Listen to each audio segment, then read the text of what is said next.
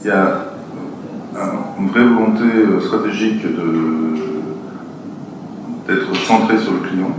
C'est un des piliers de la stratégie du groupe. C'est une industrie qui va être disruptée. C'est une industrie qui se porte bien, qui n'a pas encore été disruptée. On sent que potentiellement on peut se faire des intermédiaires via les acteurs du digital.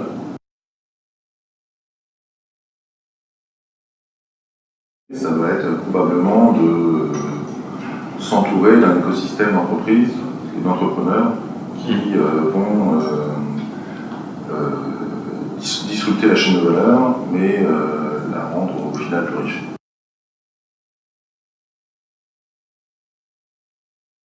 On avait conscience que les usages étaient à la fois une fin et un moyen, c'est-à-dire les usages évoluent et il faut être capable d'assurer les personnes et les biens en relation avec ces évolutions. Par exemple, passer d'une couverture de risque liée à la possession d'une voiture à une couverture de risque liée à la mobilité. Les usages, c'est aussi un moyen pour l'entreprise, c'est aussi les moyens d'avoir une relation plus forte avec les clients. Travailler sur les usages pour AXA, ça peut faire sens pour augmenter le nombre de points de contact, augmenter la qualité de l'interaction, augmenter aussi la qualité des prestations au moment des points de contact. Je pense aussi une découverte essentielle pour les entreprises qui ont vocation à survivre dans les moments de disruption, c'est réaliser que l'usage, ça ne concerne pas que le client, ça concerne aussi les employés, aussi l'entreprise elle-même.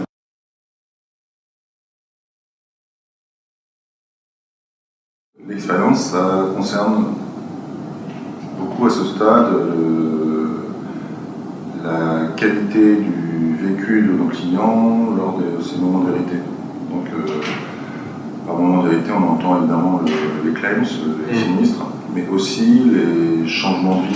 Donc, on sait par exemple que les clients changent beaucoup d'assurance au moment où ils déménagent.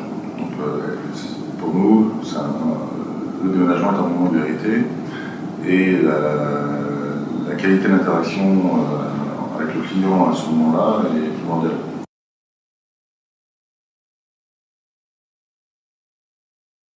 Pensez usage, mais pensez aussi l'expérience utilisateur, c'est compliqué pour une marque. Pensez à ce qui se produit avant, après, pendant les points de contact, c'est compliqué et ça nécessite de revisiter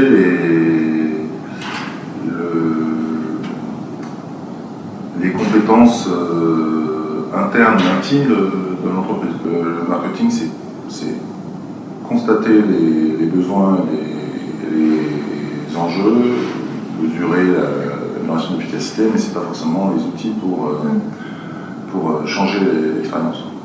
Il y a vraiment cette culture de design à introduire dans le groupe, c'est pas fait.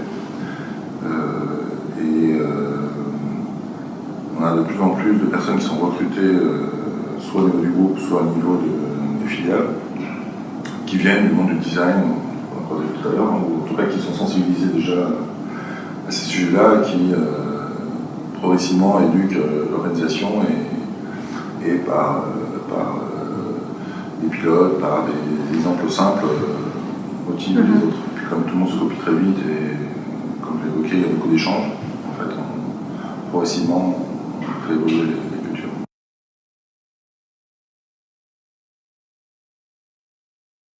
Je dirais qu'il y a peut-être 5 ans de décalage entre le digital et le design. Donc je me dis que dans les 3 prochaines années, on va avoir le design qui va vraiment devenir un sujet essentiel. Dans les équipes qui ont incorporé un designer en natif, on a eu des produits qui sont révélés pertinents par rapport aux besoins des filiales. Je parle de produits internes pour l'instant. Donc en voiture connectée, on a une plateforme qui est efficace, qui est administrable, avec des dashboards, avec des fonctionnalités qui sont pensées usage. Et puis dans d'autres équipes produits, on a vu des résultats moins convaincants. Et du coup, on a eu une jalousie ou une curiosité plutôt qui a été éveillée auprès des autres équipes. Et donc maintenant tout le monde veut son designer dans son équipe. Il y a une prise de conscience à avoir pour l'entreprise de réaliser que le designer, c'est finalement le design, c'est relativement simple à mettre en œuvre et relativement peu coûteux avec un retour sur investissement, comme je l'ai évoqué, qui est assez immédiat.